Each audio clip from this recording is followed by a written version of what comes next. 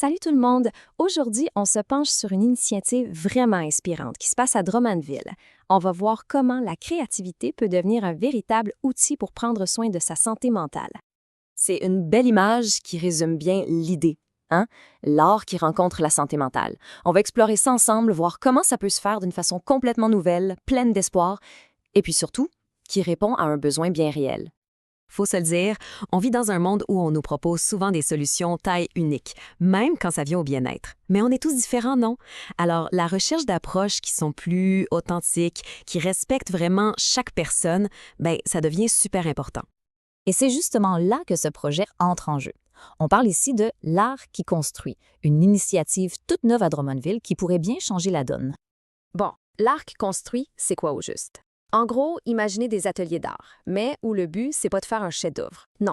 L'idée, c'est que l'acte de créer devient lui-même un outil pour se déposer, se sentir plus fort et tranquillement se reconstruire. Alors, pour bien comprendre, il faut regarder le cœur de leur philosophie. Le premier grand pilier, c'est ça, la création avant le résultat, l'art vu comme un processus. Ça change vraiment tout.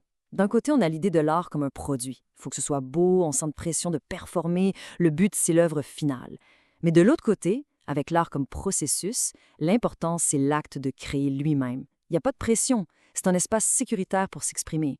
L'objectif, c'est pas un objet, c'est un état de bien-être. Cette phrase-là, elle résume parfaitement l'idée. La destination n'est pas une œuvre à exposer, mais un état de mieux-être à atteindre. C'est tellement bien dit. Ça veut dire que ce qui a de la valeur, c'est pas le dessin ou la sculpture à la fin, c'est ce qui se passe en dedans pendant qu'on le fait. C'est le cheminement. Et concrètement, comment ça se passe? C'est à travers des choses toutes simples.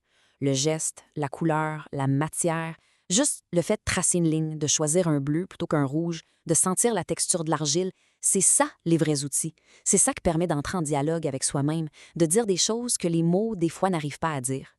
Le but final, c'est de créer un espace où on se sent bien, un espace sans jugement. Un endroit pour, premièrement, juste se déposer, prendre une pause, respirer. Ensuite, se renforcer, retrouver un peu de confiance. Et finalement, se reconstruire, morceau par morceau, à son propre rythme. OK, ça, c'était le premier pilier. Mais il y en a un deuxième qui est tout aussi important, et c'est la force de la communauté. L'art, c'est pas juste quelque chose qu'on fait tout seul dans son coin.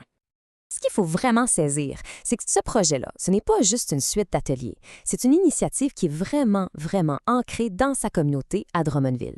Et ça, c'est pas juste pour l'organisation, c'est un choix qui fait partie intégrante de la thérapie.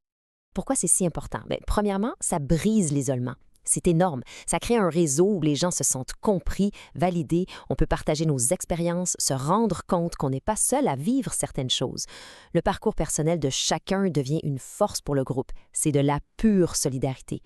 J'aime beaucoup cette citation-là. C'est un projet ancré dans la communauté, porté par l'art, pour faire du bien, pour vrai. Le pour vrai, à la fin, ça dit tout. C'est pas juste des belles paroles. C'est une mission authentique, concrète, pour faire une vraie différence sur le terrain. Bon, on a parlé de la philosophie, des grands principes. Maintenant, parlons concrètement. Comment cette super idée devient une ressource réelle pour les gens? Imaginez ce que ça veut dire pour les gens de la région. L'aide, ça devient plus juste un concept vague ou une liste d'attente. Non, ça devient une porte, une vraie porte sur laquelle on peut cogner, un endroit où aller.